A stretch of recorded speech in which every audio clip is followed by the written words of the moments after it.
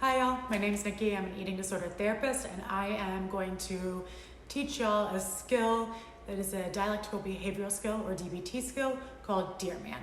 I'm going to go through what DEARMAN stands for and then give an example of how we can use the DEARMAN.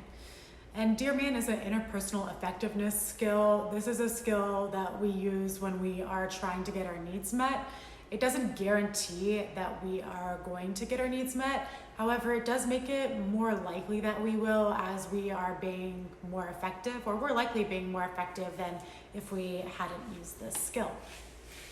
So the D stands for describe. You are going to describe the event and you are going to do so in black and white detail. If it's helpful to think of it as how a third person might have viewed the events. The E is for express clearly. You are going to let this person know how you are feeling about the event. And I statements are always helpful.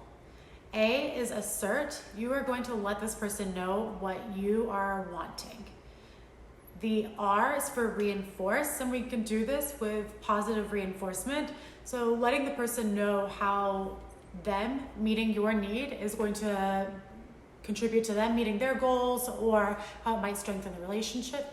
The M is for be mindful or stay mindful, and often we can get off track or the other person can bring in other things, and so we want to stay mindful and continue on with our ask. The A is for appearing confident, and the N is for negotiating. So describing, here's our example. Last night at a dinner party, when I served myself, you made a comment, are you sure that is enough? Or are you sure you should be eating that much?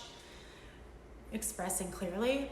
I felt uncomfortable and ashamed. I did not want to eat, or I feel shame and uncertainty around my portion and did not want to listen to my hunger or fullness cues. Now we're going to assert what we want.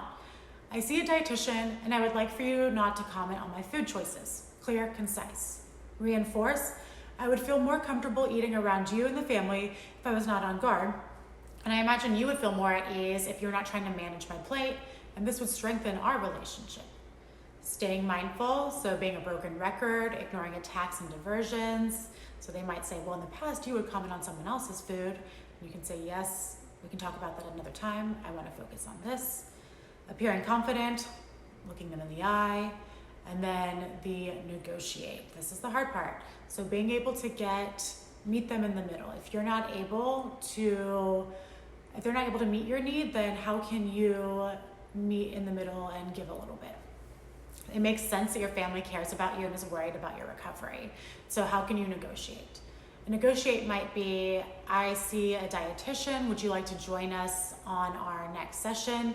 Or if you are concerned, can you come to me in private when we are not at the dinner table and we can have a conversation about what my meal plan looks like or what I am working on in my recovery so that I can ask for accountability. So that is DEARMAN. That is the quick and dirty version of it. If you'd like to learn more, you can certainly do a Google search. And again, this is dialectical behavioral therapy and the skill is DEARMAN.